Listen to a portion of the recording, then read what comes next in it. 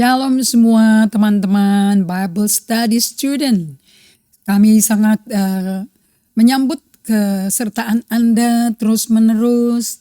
Dan saya tidak terlalu masif ya perubahan dari topik per topik. Actually it's like a journey. Sehingga kalian bisa actually apply it, And marilah saya undang untuk semua para teman-teman, peserta, murid Yesus yang setia selama ini bersama kami. You are my counterpart. Kalau Anda bikin kesaksian, Anda membuat saya bisa melihat, mengukur diri saya juga. Am I a better teacher? Am I a better guider? Apakah saya menjadi lebih bagus ngajarnya? Lebih baik membimbing kalian. So saya appreciate so much kalau Anda bisa tulis kesaksian. Difficulty apa yang Anda hadapi?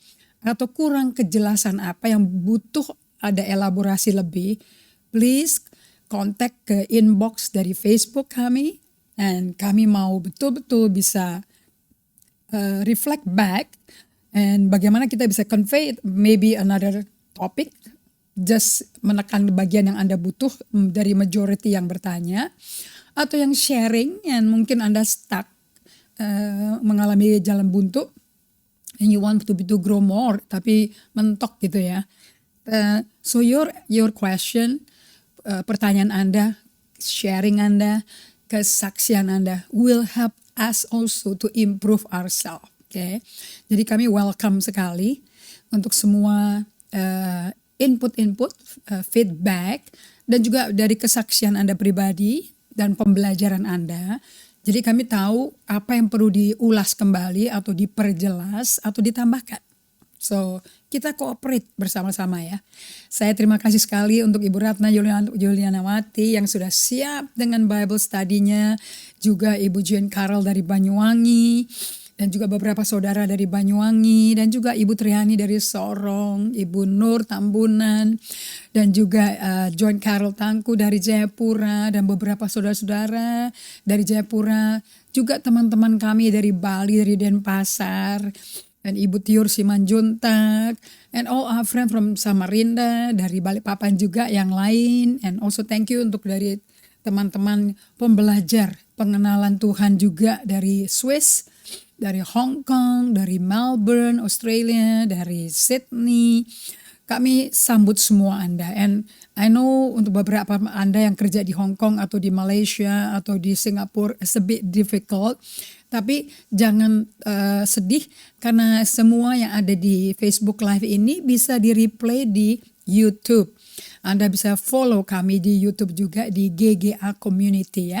So, and then get interaction with us. Di situ ada komen juga dari YouTube, and you can add di situ ke apa yang kurang paham. Jadi Anda bisa ngulang-ngulang. Dibutuhkan firman yang diulang-ulang 19 kali baru menjadi praktek berdasarkan revelation. Jadi jangan puas dengan hadir di satu acara Bible study. Sesudah ini diulang lagi. That's why ada buku ulangan. And Daud juga berkata bahwa kesukaanku mengulang-ulang firman-Mu pagi, siang, dan malam. So it takes many attempt untuk datang ke Tuhan and to listen to Him again. Sampai kebenaran Anda ngerti dan kebenaran itu memerdekakan Anda. Right? And semua teman-teman dari Minahasa Utara, dari Manado, dari Luwuk, dari Kalimantan, dari Medan, semua kawan-kawan kami, Horas semua ya, Pak Ludiman, Jayadi, dan juga Pak Martin dari Kalimantan, Riko Emor. Kami sambut semuanya. Kalian itu saling membangun. Kita semua ini berkumpul untuk saling membangun. So I will appreciate juga teman kami dari Calgary. I will appreciate your sharing. Satu hal Anda say thank you and learning a lot. Tapi satu hal yang learning a lot apa itu? Oke. Jadi supaya pembelajarannya nggak a lot tapi a lot gitu loh. Tulisannya sama tapi artinya beda saudara-saudara. Oke, kita mulai ya pembagian firman Tuhan mengenai the Lenten season, musim Lent. Oke, let's pray. Bapa kami yang terkasih, Bapa kami yang ada yang di surga, Bapak kami yang begitu telaten menanti kami, mengundang kami untuk bersekutu dengan kami. Kami minta Bapak satu kelompok Bible study, your children, your disciple hari ini. Aku minta agar kau buka mata hati kami supaya kami bisa melihat apa yang kau sampaikan dari hatimu dan pikiranmu. Dan buka telinga kami supaya kami bisa dengar suaramu. Tanpa kau yang buka hati kami, buka mata kami dan telinga kami gak ngerti apa-apa. Seperti kau lakukan kepada dua muridmu, Kefas dan temannya dalam perjalanan ke kampung Emmaus. Mereka berkata hati kita kebakar rasanya. Lord, buat kami semua ngalami itu. Sehingga kami selalu ingat akan janji-janji Allah yang telah dijanjikan yang akan di musim ini digenapi menjadi manifestasi. Terima kasih Roh Kudus sebagai pembimbing, guru kami, pewahyu kami. Terus bekerja di dalam kami supaya kami mengerti jalan-jalannya Tuhan dan akibatnya kita bisa mencapai destinasi Tuhan. Kami berikan hormat, pujian, kemuliaan hanya bagimu dalam nama Yesus Kristus. Amin. Oke, kita mau review lagi ya. The Lenten Season. Ini bahasa Indonesianya kira-kira seperti ini. Memperingati masa penderitaan Yesus dalam persiapan kita menyambut perayaan Jumat Agung. Ada, kalau Anda lihat di Keluaran pasal 23, ada 7 perayaan ya. Di kitab Bilangan juga ada 7 perayaan. And one of them is Paskah. Ada bunga-bungaran, buah sulung, ada Pentakosta, ada ada roti tak beragi. And itu roti tak beragi itu persiapan untuk which is Jumat Agung. Ya, tuh yang roti yang dipecahkan tentu badannya Yesus, anak domba Paskah, kan? Sampai Paskah ini is a big feast. And Yesus di Lukas 2, usia 12 tahun diajak ke Yerusalem oleh orang tua asuhnya merayakan Paskah. Padahal Anda tahu ya, domba Paskahnya siapa? Dia sendiri, Makanya dia gak bisa gagal dengan rancangan Tuhan. He has to be precise dengan rancangan Tuhan. To be the Lamb of God that was slain before the foundation of the world. Itu di Wahyu 13 ya, ayat 8. So dari Alpha sampai Omega, dari Kejadian sampai kitab Wahyu, is all chapter by chapter. Buku per buku, pasal per pasal, all about Jesus. Isn't amazing? Jadi kalau Anda mau ditanya sama orang, buku yang mana mengenai Yesus? Semuanya. Pohon kehidupan yang baik dan yang jahat is Yesus, right? Perempuan yang akan melahirkan anak dan anak yang menginjak kepala ular is Jesus. Amin. Terang di surga itu is Jesus. Firman itu siapa? Yesus. So, it's all about Jesus. Jadi kita gak kurang bahan untuk mengenal pribadi Yesus. Is that amazing? Okay. So Lenten, dari kata Lent, L-E-N-T.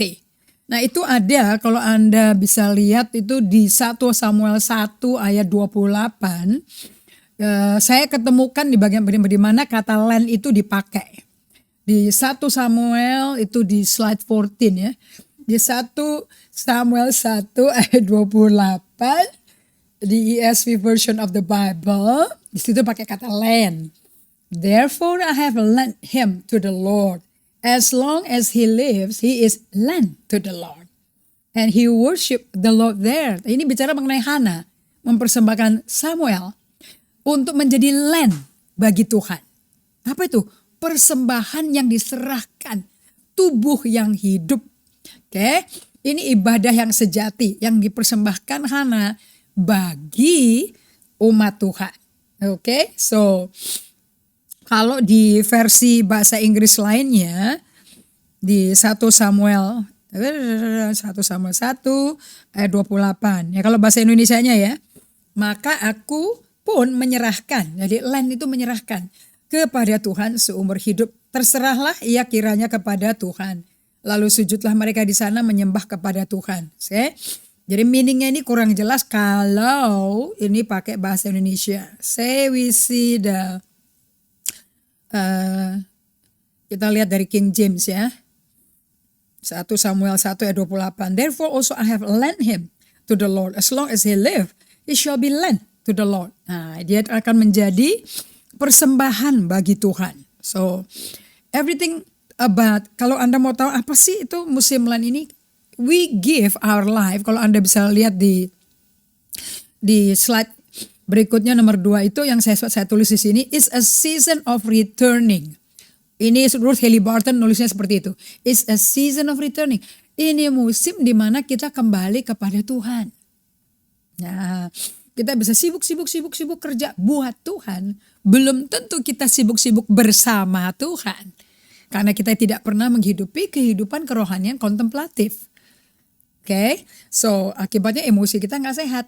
Nah, tapi kalau kita hidup kayak Raja Daud bisa mengintegrasikan kesehatan emosi dan kerohanian kontemplatif.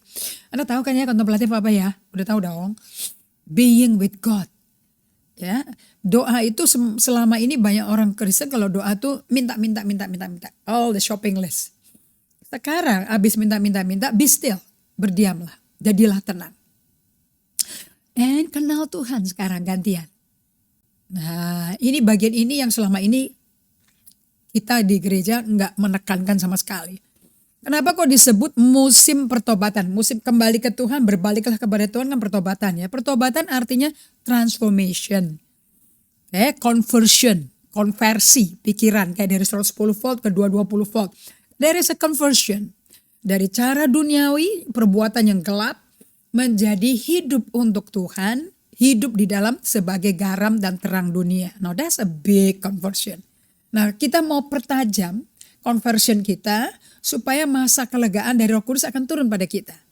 Right? Kisah Rasul 3, 19-20. Nah persiapan Lenten ini untuk returning itu tidak instan. Satu altar call, bertobat kau. Enggak. Itu indri yang itu sudah mati. Banyak batu nisan saya. Mati A, mati B, mati C. Ya, matinya tuh fragmentation gitu. Nggak langsung mati. Nggak kuat saudara-saudara. Glory to glory, faith by faith ya. Nah pertobatan is a journey. Change is a journey. Enggak satu altar kok rebah langsung terjadi perubahan. Enggak, kayaknya yang jadi malah kepala pusing ya. Karena rebah-rebahan ketimpa-timpa sama teman di depan jadi benjol malahan. Itu transformasi, enggak sih itu bukan transformasi, itu kan efek ya, sebab dan akibat malah benjol namanya. Nanti mesti digosok minyak daun saudara. Kalau ini itu perjalanan 40 hari, 5 weeks, 5 minggu. Dari 17 Februari, kalau di saudara-saudara kita di gereja Katolik, itu Rabu Abu.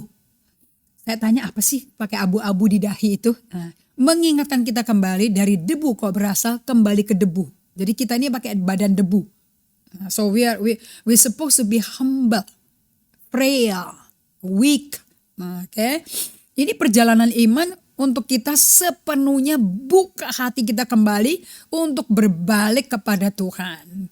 Untuk menghormati penderitaan dan pengorbanan Yesus sampai puncaknya di Jumat Agung where he died. Nah, kalau Anda mau tahu sekarang ini tanggal berapa ya? 13 Maret. So, coba buka di Injil.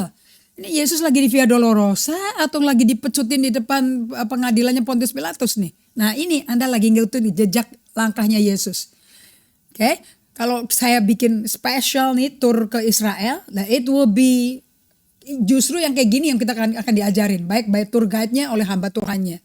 Kita akan dibawa di tempat kelahiran Yesus di Bethlehem. Nanti perkiraan orang lahirnya di The Church of Nativity atau di tempat lain, banyak praduga prasangka. But you know di dalam roh kita di mana Yesus dilahirkan, right? Kita ke kampungnya dia digedein di Nazaret, balik lagi, ke Galilea, nanti tempat pencobaan dia di padang gurun 40 hari. Nanti kita pergi semua tuh naik bus tuh, oke? Sampai ke tempat di mana dia diadili, ditahan semalaman di pengadilan, tempat yang kayak lubang gitu aja, kedinginan. Kan ini semua terjadinya winter loh. So you know how cold it is. Ya bagus orang Asia ke sana pas winter, turut merasakan dia ditelanjangi, dicambukin pas musim dingin loh. Waduh, kita aja nanjak jalan kaki aja udah ngos-ngosan, menderita sekali. Ini pikul kayu satu batang, satu batu pohon loh dipikul sendiri. Mending badannya lagi fit, habis nge-gym. Enggak saudara, semua daging copot, gandel-gandel, darah mukanya aja udah gak kayak orang. Mahkota duri di kepalanya. Right? And then Simon Kirene kan disuruh bantu kan, untuk mikul karena gak kuat. Nah, jatuh berapa kali? Yesus 3 kali kan menuju ke Golgota di Via Dolorosa. Sekarang Via Dolorosa tempat shopping, kayak shopping itu gang. But you know, itu perjalanan berat karena nanjak. Nah, makanya kalau Mazmur 120 berkata, yuk kita naik ke gunungnya Tuhan. Kita naik ke kotanya Tuhan. Betul, nanjak. Yerusalem itu di atas, di bukit. Okay.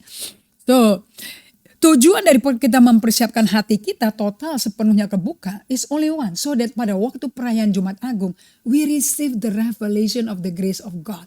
Kita terima pewahyuan, kehadiran Roh Kudus, benar-benar nyawanya Yesus turun memenuhi kita, membuat kita kembali disucikan, dimurnikan, supaya nanti Paskah kita bisa akses kuasa kebangkitan Tuhan, dan kita bisa berjalan sebagai dengan tanda-tanda orang percaya. Markus 16, ayat 18. Oke. So ini dimulai dari tanggal 17 Februari, saya tulis sampai 4 April.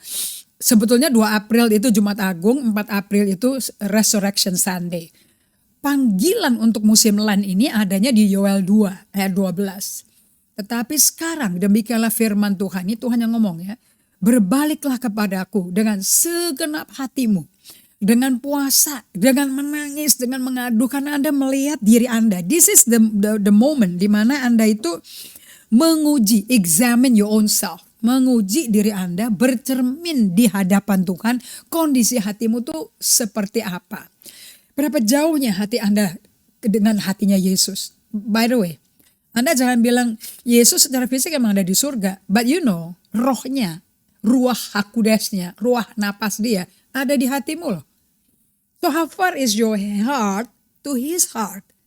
Nah tentu di dalam rohnya kita itu adalah jantung kita isinya roh kita dong. Betul gak? Nah jantung hati maksudnya ya, bukan jantung pompa darah.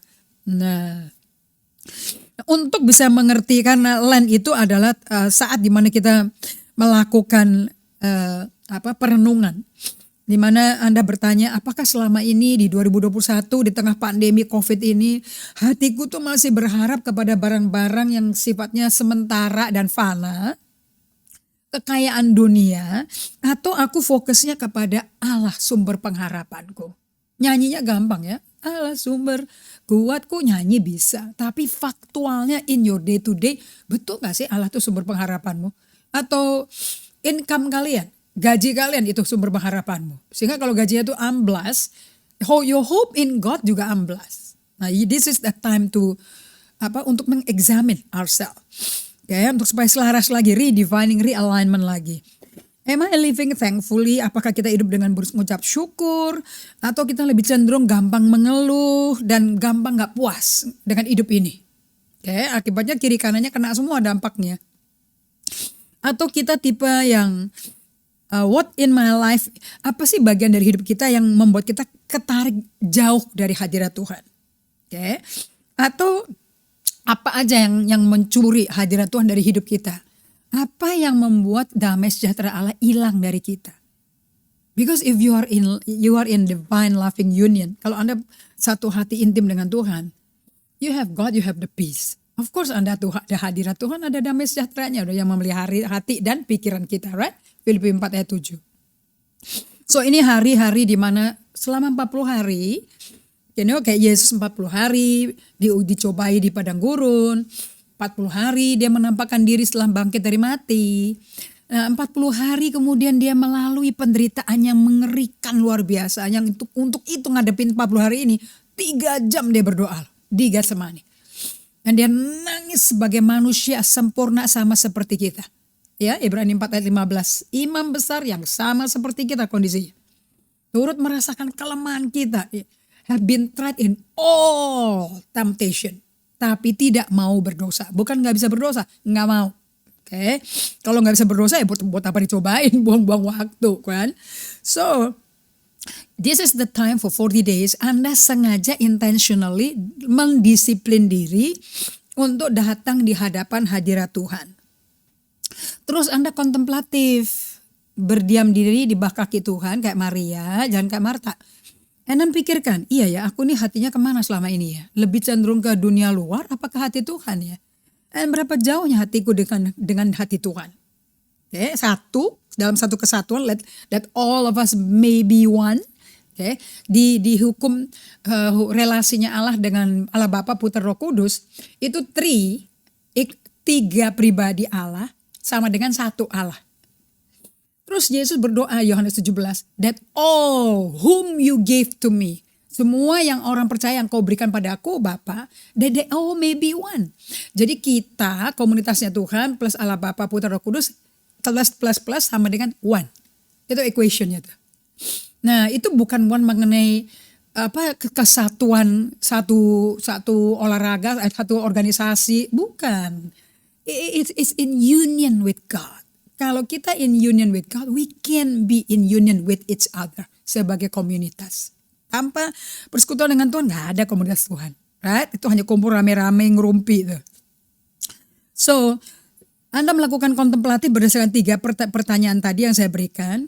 Terus dengerin suara Roh Kudus. This is the time to pay attention. Attentive living untuk mendengar suara Tuhan. Tuhan udah dengar semua permohonan Anda. Now let's listen. Untuk kita dengar jawaban Tuhan itu apa. Nah, Anda akan dibawa ke dalam hubungan dengan hadirat Allah lebih dalam. Dan ngalami damai sejahtera di 40 hari ini. Sehingga pada waktu kita merayakan Jumat Agung. Betul-betul kita terima rahmat Allah. Efesus 2 mengatakan karena rahmat yang begitu besar ayat 5 ya. Maka kita menerima pengampunan bukan penghukuman dari Allah. Dan keselamatan itu pemberian dari Allah bukan pekerjaan kita. Kita gak bisa bermegah akan hal itu.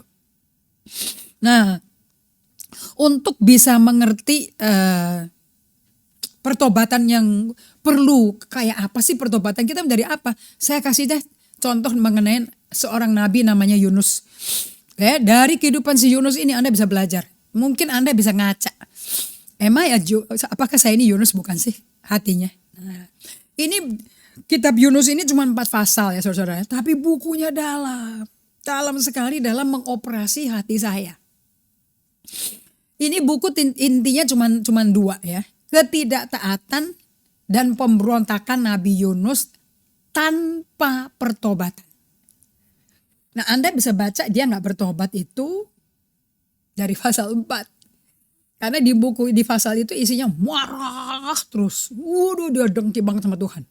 Dan ada satu ayat itu dia ketawa. Dan hanya itu aja, habis itu gak berketawa lagi. Habis itu gak marah lagi dia. Itu waktu dia dikasih pohon jarak tau gak. Dan dia bisa berteduh, palanya gak gosong, mungkin botak kali dia ya. Kan mataharinya nyorot gitu loh.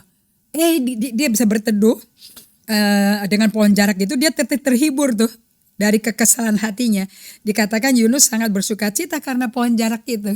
Gara-gara pohon dia bahagia. Pohonnya hilang dia marah-marah lagi sama Tuhan. Dia lebih sayang pohon jarak daripada keselamatan 120.000 bangsa Niniwe. Oke.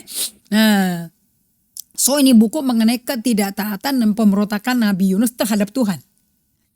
Tanpa pertobatan jelas. Nah kita lihat di Yunus 3 ayat 10 ya. Ini konteksnya bagus ya sih. Di Yunus 3 ayat 10 revival. Ini kalau penginjil tuh revival. Bayangin satu negara bertobat. Satu negara saudara. Bukan satu kelompok kecil di daerah mana gitu ya. Daerah Lalalen. Enggak, ini satu negara. Rajanya itu turun singgasana, turun tata, buka jubah kerajaan pakai kain kabung. Kalau kain kabung di Indonesia tuh mungkin pakai kain belacu tuh.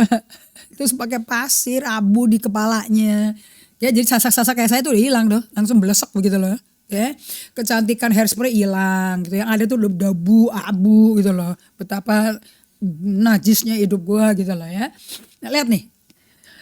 Konteksnya si Yunus ini. Ketika Allah melihat perbuatan mereka, ini rajanya nih ya, ini Yunus 3 itu mengenai God's second chance for mercy and grace.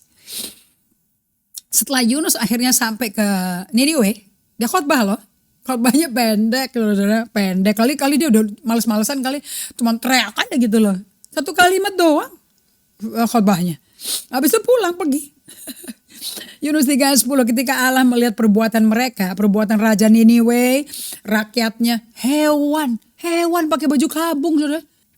Nah kalau Anda baca baik-baik di Yunus pasal 4 ya, ayat 1 sampai 11 kita fokus dulu ke 1 sama 2 ya. Ini lihat sih ngamuknya si Yunus versus belas kasihan Tuhan. Nah, si Yunus ini marah karena apa sih? Nanti saya tunjukin ya pelan-pelan. Lihat di Yunus 4 ayat 1. Tadi ada revival ya. Allah nggak jadi overthrow the country of Nineveh. Allah tuh nggak jadi nggak jungkir balikin Nineveh. Malah berbelas kasihan. Yunus marahnya apa? Tetapi hal itu sangat mengesalkan hati Yunus. Ya kan tadi kan Yunus 3:10 ayat terakhir. Sekarang Yunus 4 ayat 1 nyambung. Yunus tuh kesel hatinya. Lalu marah dia. Ini nabi jago marah.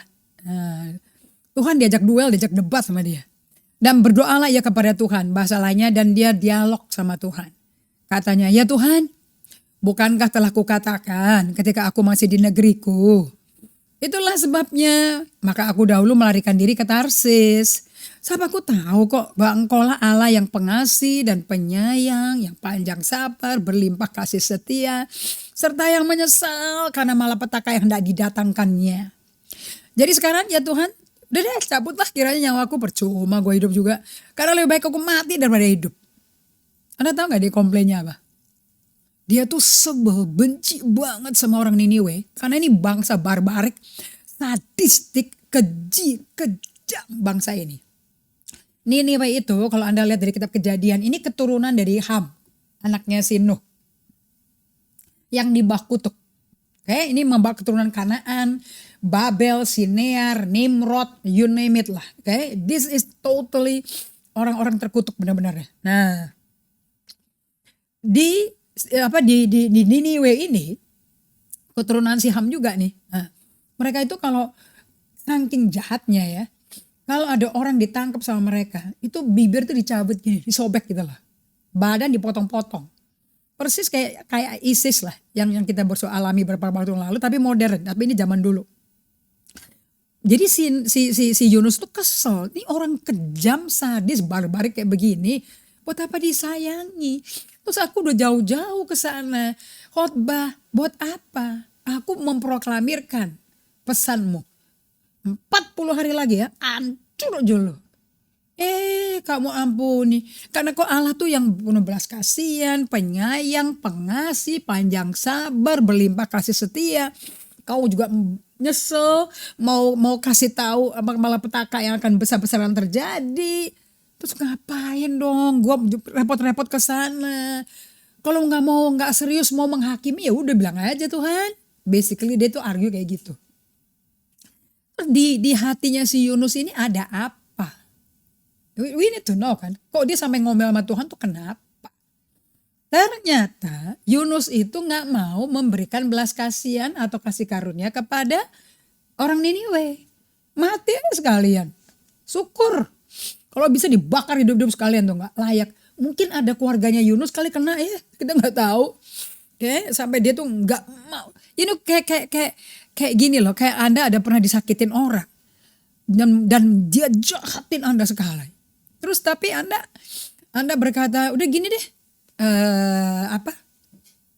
biar apa?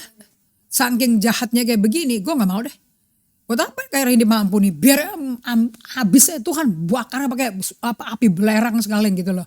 Sekali-kali tuh yang ada di Kejadian 19 tuh waktu si Lot diselamatkan, api belerang menghanguskan Sodom Gomora. Biar sekalian kurang ajar, nggak manusiawi, kejam, orang jahat ini Tuhan. Si Yunus nggak bisa ngampuni. Yunus nggak mau kasih belas kasihan 100%. Anda pernah ketemu gak ada orang-orang dalam hidupmu yang gak bisa Anda ampuni? Yang terlalu nyakitin Anda. Dan Anda berkata tanpa Anda mikir dalam-dalam. Layaknya biar mati aja loh. Ya ini kena badai-badai ini banyak masalah ini. Siapa tahu kena COVID. Pernah gak Anda mikir kayak begitu? You know, those people yang nyakitin Anda. Those people yang mungkin jadi Niniwe-nya Anda. Setiap kita ada Niniwe loh. Ada orang yang musuhin kita. Gak semua orang kan senang sama kita. Ya, siapa tahu gara-gara kita juga mereka jadi musuh kita.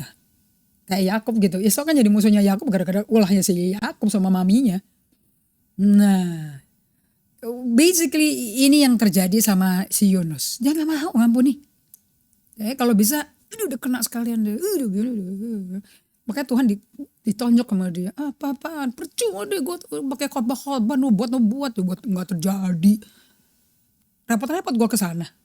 Udah jauh lagi, orang jahat lagi. You know? Lihat ayat 4. Tetapi firman Tuhan. Terus Tuhan ngomong, kamu layak ya marah ya? Kok marah-marah kayak begini? Saya tuh kagum loh. Bisa dialog kayak begini, enak ya sama Tuhan. And this is what we need to experience. Nah, terus Yunus telah keluar meninggalkan kota itu, meninggalkan Niniwe, setelah dia khotbah pendek itu, dan tinggal di sebelah timurnya, dan dia mendirikan satu pondok, dan ia duduk di bawah naungannya menantikan apa yang akan terjadi atas kota itu. Lalu atas penentuan Tuhan, Allah tumbuhlah sebatang pohon jarak, melampaui kepala Yunus menaunginya agar ia terhibur daripada kekesalan hatinya. Jadi kadang-kadang pohon bisa menghibur orang, saudara. Beli tanaman lah, saudara. And Yunus sangat bersuka cita kepada pohon jarak. Cari pohon yang gede-gede daunnya, yang cantik-cantik. Jadi kalau Anda kepanasan bisa ke situ gitu, bisa terhibur gitu. Tapi keesokan harinya ketika fajar menyingsing, Anda garis bawahi dong kata-kata ini, bagus nih. Atas penentuan Allah ya. Yang ayat sebelumnya, atas penentuan Allah ada pohon jarak tumbuh. Itu ayat 6. Terus ayat berikut ayat 7. Atas penentuan Allah, ulet datang yang menggerek pohon jarak itu sampai layu. Segera sesudah matahari terbit, maka atas penentuan Allah, Tuhan bikin skenario mantap. Bertiuplah angin timur yang panas terik. Kalau timur tuh udah pasti panas ya, tanya sama arsitek deh. Sehingga sinar matahari menyakiti kepala Yunus, pasti dia botak. Lalu rebah dia lesu dan berharap supaya mati. Ini orang ya kalau marah mati. Ini ayat isinya marah dan mati gitu loh. Ya heran. Orang kepingnya mati terus gitu. Lebih baik aku mati daripada hidup tuh. Berkali-kali dia ngomong mau mati melulu. Kayak Anda gak? Mirip ya? Mirip. Tetapi berfirmanlah Allah kepada Yunus. Allah ngomong, emangnya pantas ya kamu marah-marah kepada pohon jarak? Pohon jarak dimarahin sama pohon. Udah antik loh. Ya selayaknya aku marah sampai mati. Tuh mati lagi diminta. Ini orang mau apa sih? Lalu Allah berfirman. Jadi anda-anda yang lagi marah-marah terus nih zaman pandemi kepingin mati, hati-hati. Allah berfirman, engkau tuh sayang ya sama pohon jarak itu ya. Mentang-mentang botak lu jadi gak kepanasan ya. Untuknya sedikit pun kok jadi payah, numbuhin juga kagak, mupukin juga kagak, nyiramin juga kagak. Kau juga gak numbuhin, aku kok yang numbuhin. Dan yang tumbuh dalam 1 malam doh. Dalam semalam juga binasa. Masa pohon jarak itu tumbuh bukan atas kerja kerasmu, terus mati juga bukan kerja kerasmu, terus marah. Bukannya aku ini terlebih sayang kepada jiwa-jiwa yang di Niniwe. Kota besar itu yang berpenduduk lebih dari 120.000 orang. Yang semuanya gak tahu bedain ke tangan kanan sama tangan kiri. Dengan ternaknya yang banyak. Ternak mesti disebut saudara karena hanya di buku ini ternaknya ikut berkabung loh, pakai kain kabung sama pakai abu. Anjing, tikus, kucing, burung kakatua pada pakai abu, pakai baju kain kabung. Pada gak boleh makan. Aduh, binatang aja nurut, pasti kita gak nurut ya.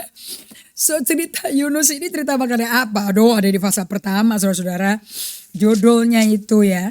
Yunus adalah buku ini mengenai seorang nabi. Ini 5 jawatan loh ini ya.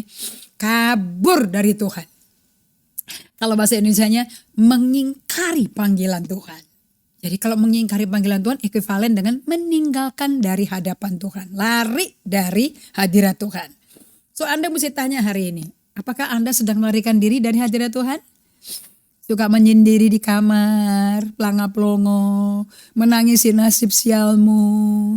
Buat apa aku hidup?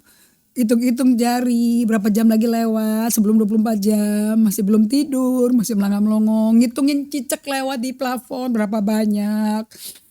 Are you doing this?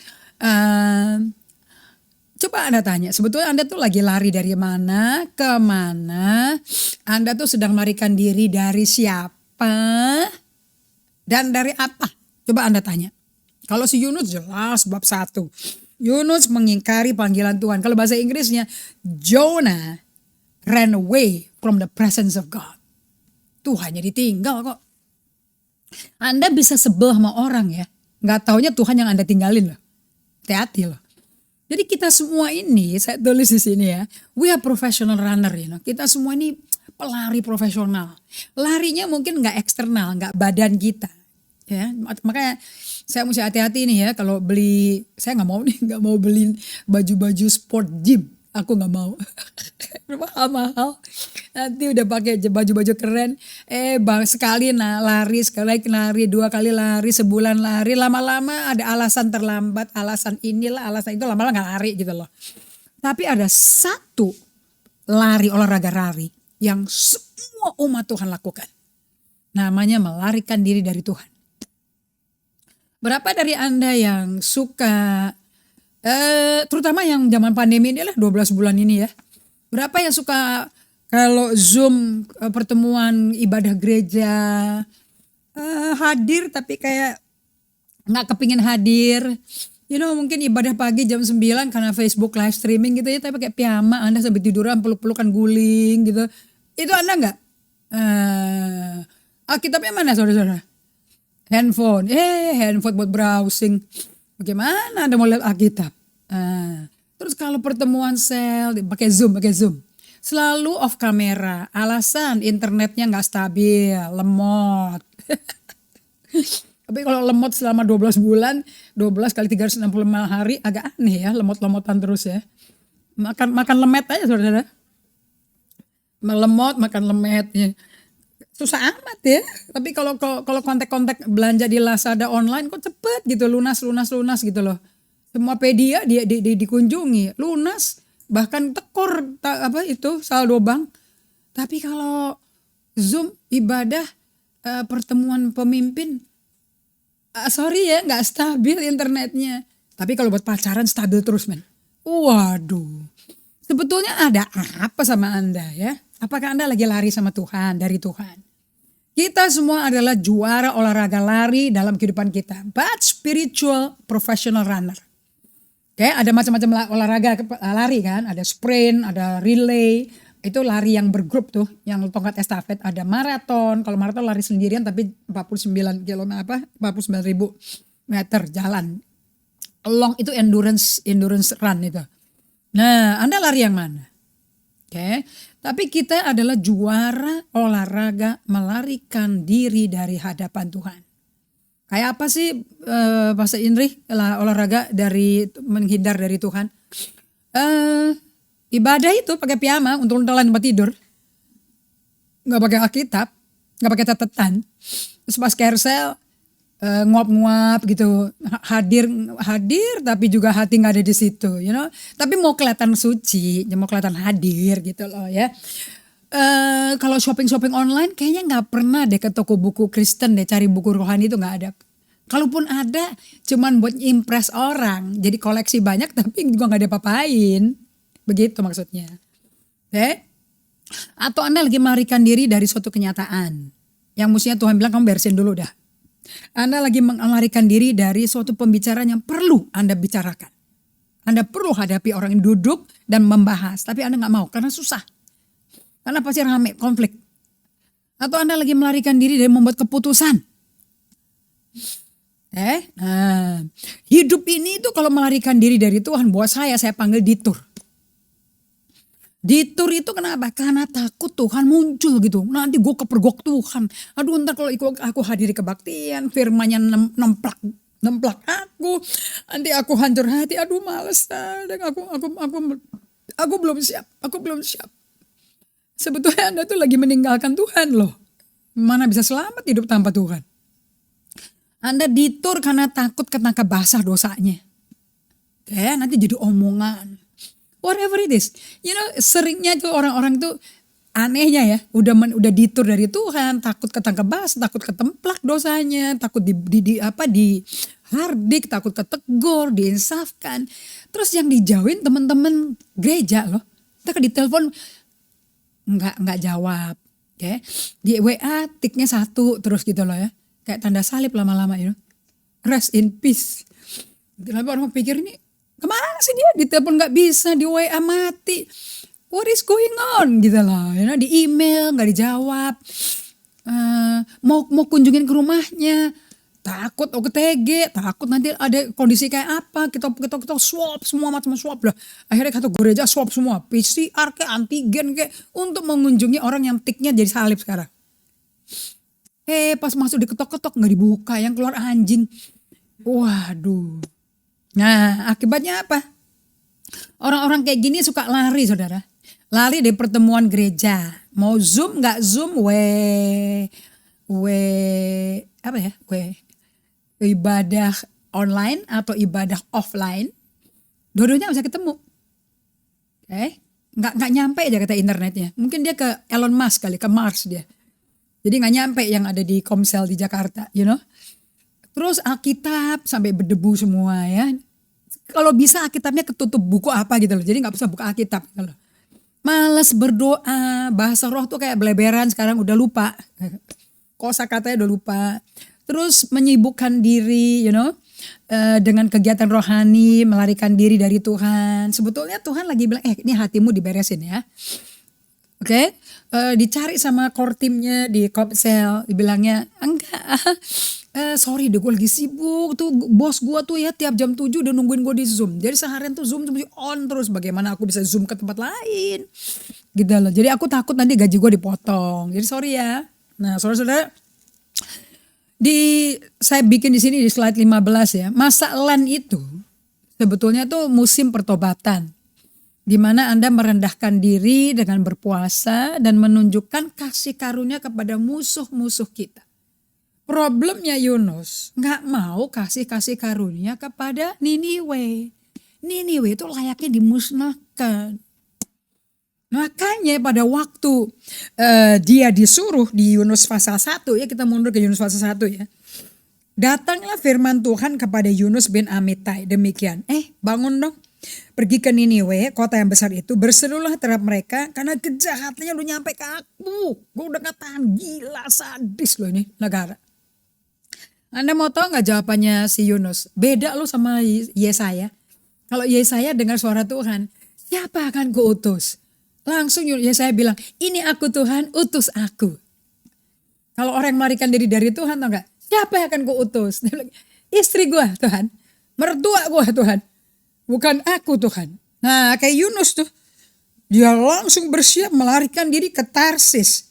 Jauh dari hadapan Tuhan. Berapa kali nih ayat 3 ngomong jauh dari hadapan Tuhan. Dia pergi ke pantai Yafo.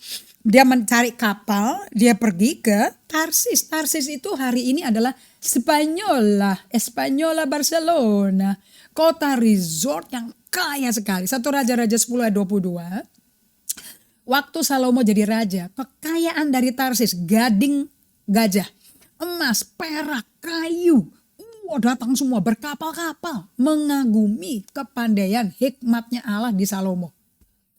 Jadi ini kota kaya. Nah si Yunus bilang gini, ngapain gue ke tempat orang teroris kayak begitu? Nanti hilang juga lah pala gue. Udah sadis kayak gitu. Berapa orang udah dikorbanin. Copot mulut, copot mata, dicincang-cincang badannya. Enggak deh, itu barbarik semua itu. Mendingan dong aku ke Spanyol. Aku dikasih mimbar yang datang 40.000 jemaat men. Aku dapat persembahan tebal. Aku bisa beli emas, berlian, gading dari Afrika. Gajah di Afrika. Apa-apaan. Toh nanti juga Tuhan ampuni mereka kalau mereka bertobat. Udah dah, gak usah. Ini kalau di buku EHS tau gak? Dia sakit jiwa. Inilah namanya pemimpin nabi yang emotionally unhealthy. Sampai dia gak bisa aman dengan Tuhan. Sama Tuhannya gak aman, sama siapa dia aman? Sama pohon jarak. Kan gak lucu kan ya. So Lent adalah masa pertobatan untuk kita semua merendahkan diri, berpuasa, menunjukkan kasih Tuhan. Seperti Tuhan mengampuni kita, memberikan kasih karunia-Nya. Sekarang kita berikan pada orang-orang yang susah untuk kita cintai. Susah untuk kita ampuni. Bahkan kita gak mau mengampuni. Nah sobat tebak tanya di musim ini, musuh-musuh Anda siapa? Niniwe-nya Anda siapa? Niniwe sama dengan orang yang susah diampuni. Gak percaya kita layak diampuni. Karena jahatnya gak keruan. Kelewatan deh. Nah, jadi kehidupan Yunus sebetulnya itu kitab Yunus ini adalah kehidupan kita. Nah, sekarang kita lihat di Yunus 1 ya.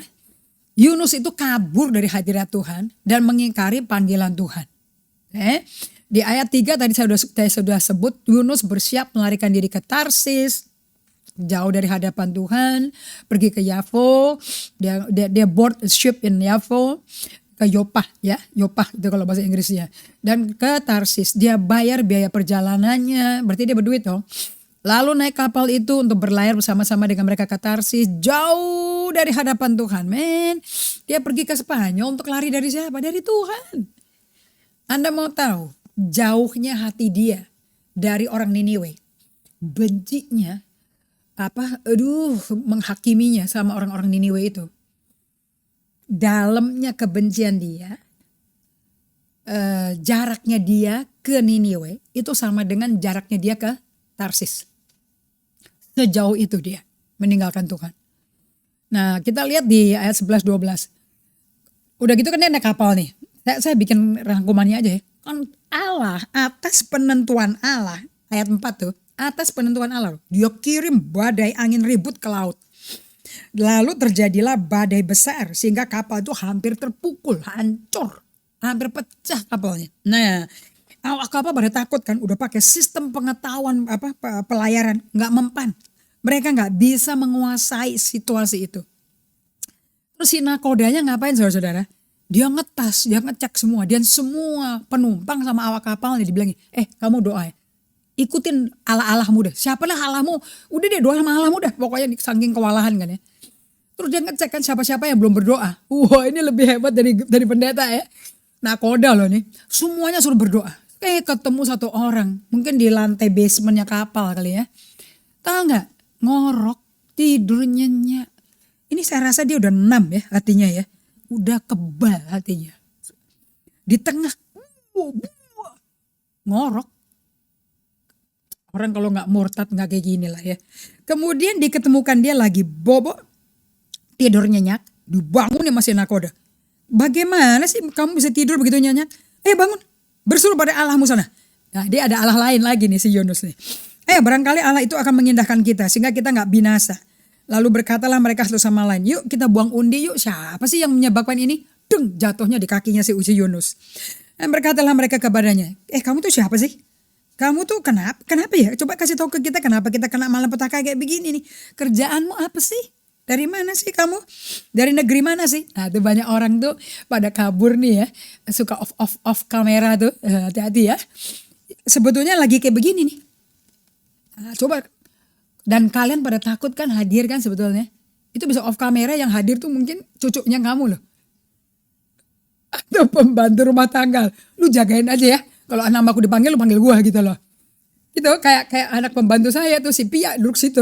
Sementara Pak Poso Indri masak atau tidur atau ngurus yang lain gitu loh, you know. Terus akhirnya dikasih tahu. Ini kan Tuhan menampakkan diri. Kasih tahu. Tapi pakai orang yang tidak percaya Tuhan loh. Kamu siapa? Gara-gara kamu loh kena ini. Coba. Iya, aku ini orang Ibrani, aku takut sama Tuhan Allah empunya langit dan bumi. Aduh, orang-orang itu jadi sangat takut lalu berkata, bikin apa? Sebab orang-orang itu mengetahui bahwa ia melarikan diri.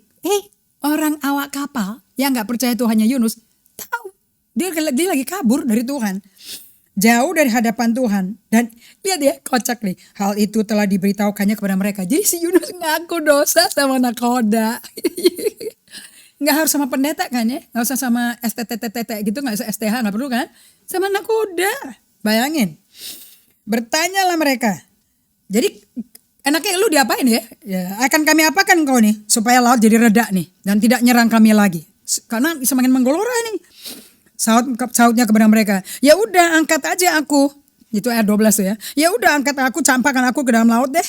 Maka laut akan jadi reda dan tidak menyerang kamu lagi. Sebab aku tahu kok bahwa karena akulah badai besarnya menyerang. Ngaku dosa.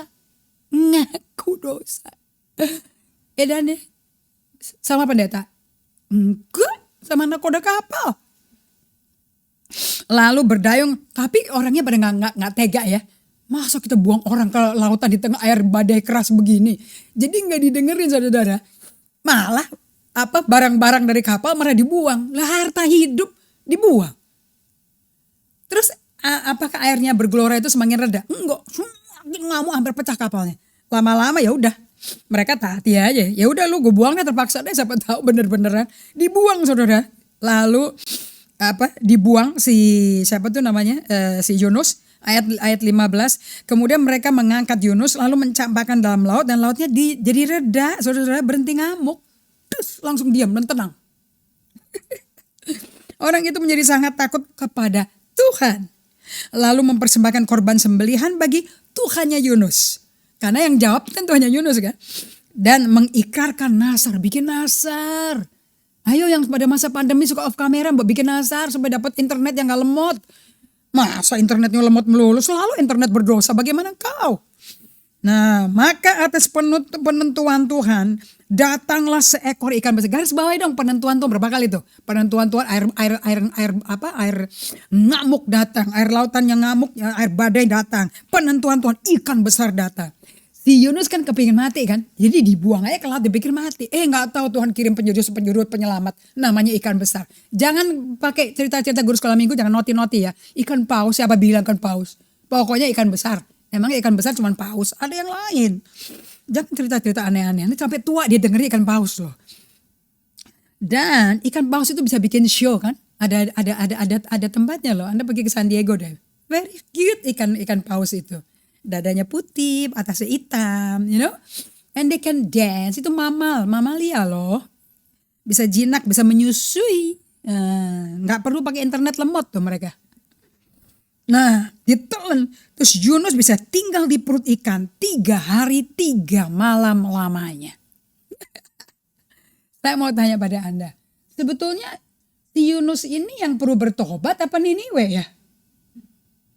Kayaknya Tuhan nguber si Yunus deh.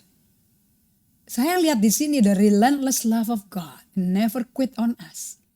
Segila Yunus wataknya, hatinya. Diuber terus loh. Satu diuber sama air yang angin ribut yang di laut yang ngamuk. Terus yang kedua habis dilempar ke laut. Bukannya dibiarin mati. Ditangkap sama ikan besar. Terus dia tinggal di dalam ikan besar loh saudara. Jadi gak dikunyah, gak dibikin cakalang itu suwir saudara. Dia gak jadi cakalang suwir. Dia gak jadi bubur Manado. Hidup bulat-bulat hidup. Oke. Dan visi Allah tetap dilaksanakan. Lihat. Di hari ketiga dia tobat loh. Dia doa di perut ikan. Jadi ikannya gede.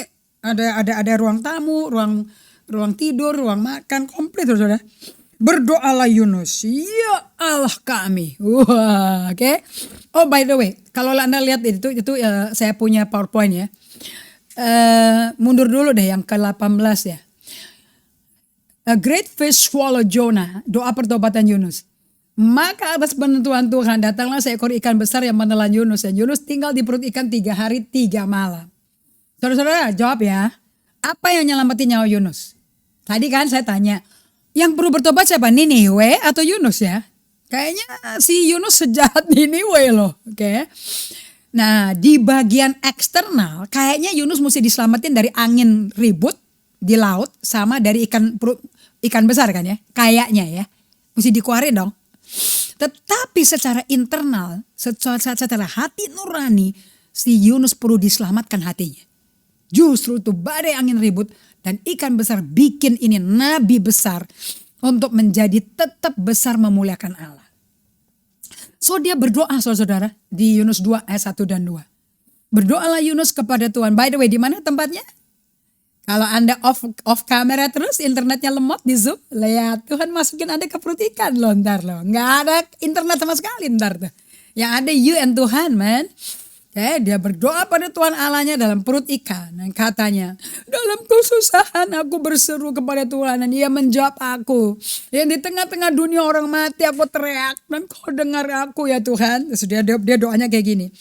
Mereka yang berpegang teguh pada berhala sia-sia ya Tuhan ya. Tapi mereka yang meninggalkan Engkau dan yang mengasihi mereka dengan setia. Kau yang cinta kita dengan setia yang mengasihi Engkau.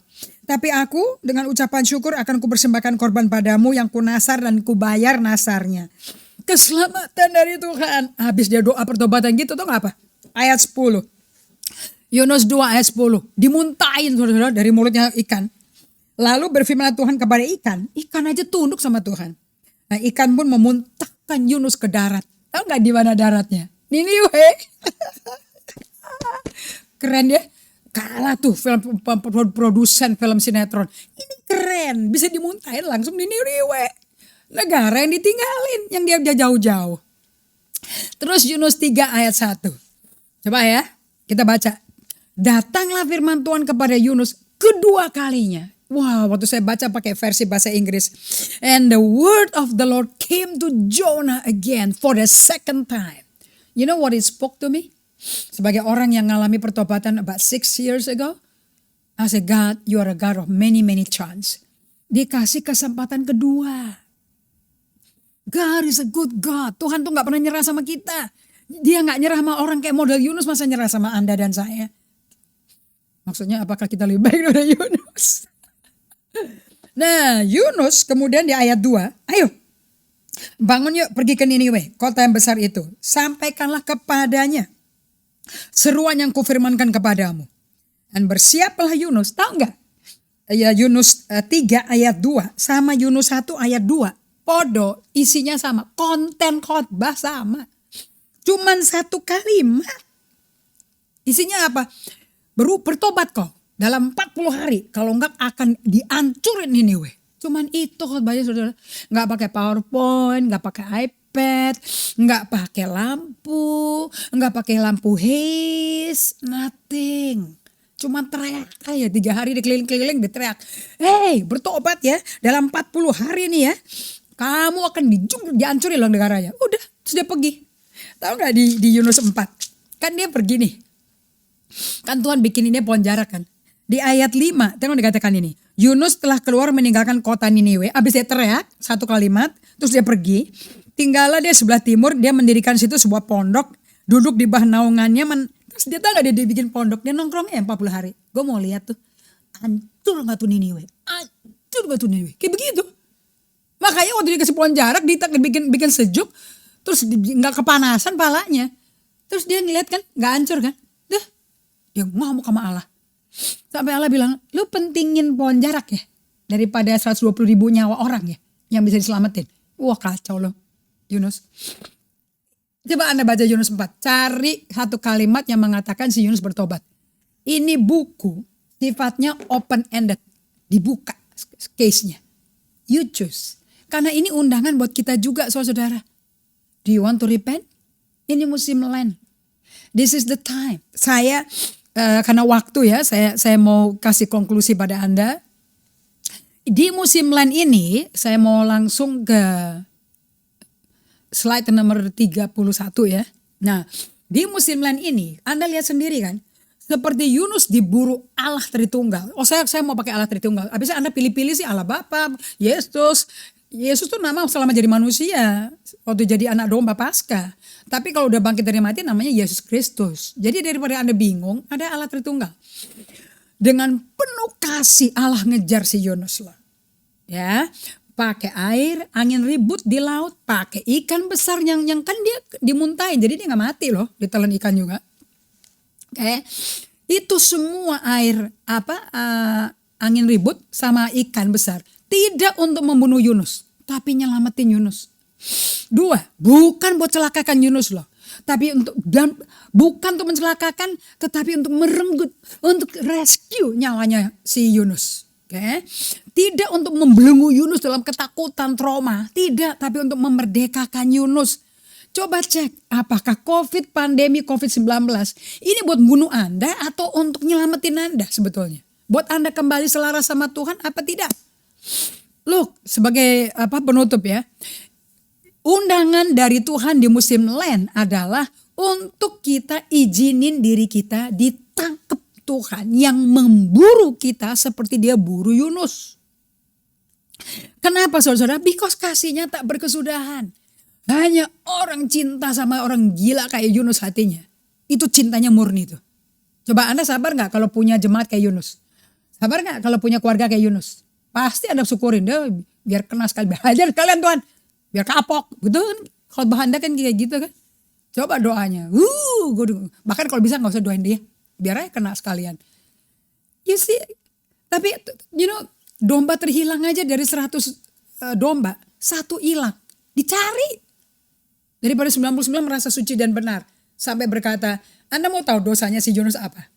episode berikutnya. Oke, saya mau kasih tahu dosanya kita semua tuh apa. Kan ini Yunus kita. Kalian ini pura-pura gak tahu. Kita semua termasuk aku. So, tidak ada kasih Allah. Roma 8 ayat 35 sampai 36. Siapa yang bisa pisahkan kita dari kasih Kristus? Penindasan, kesesakan, penganiayaan, kelaparan, ketelanjangan, bahaya, pedang. Seperti ada tertulis, oleh karena engkau memang setiap hari kita kena bahaya maut. Nah, ini akan dibagikan Sabtu depan ya. Kami telah dianggap sebagai domba-domba sembelihan. Tapi dalam semuanya itu kita orang menang. Oleh Dia yang mengasihi kita. Makanya tidak ada yang bisa memisahkan kita dari kasih Allah. Makanya buku ini 100% Alkitab ini isinya mengenai God who love us so much. Segila Yunus saya dicari. Bukan mengenai manusia cari Tuhan. Tuhan cari kita. Let's pray. Terima kasih Bapa yang kami cintai. Kami berdoa di musim Lent ini kita semua dibantu oleh Roh Kudus. Diinsafkan, ditelanjangi kita tuh kayak apa kondisinya. Selama musim ibadah harian dengan solitude and silence. Lord, may we know who we are. Supaya kita kenal Engkau. Terima kasih Bapak. Pada waktu Jumat Agung kita diketemukan layak menerima pengampunan dan kasih karunia. Hormat pujian hanya bagimu dalam nama Yesus. Amen.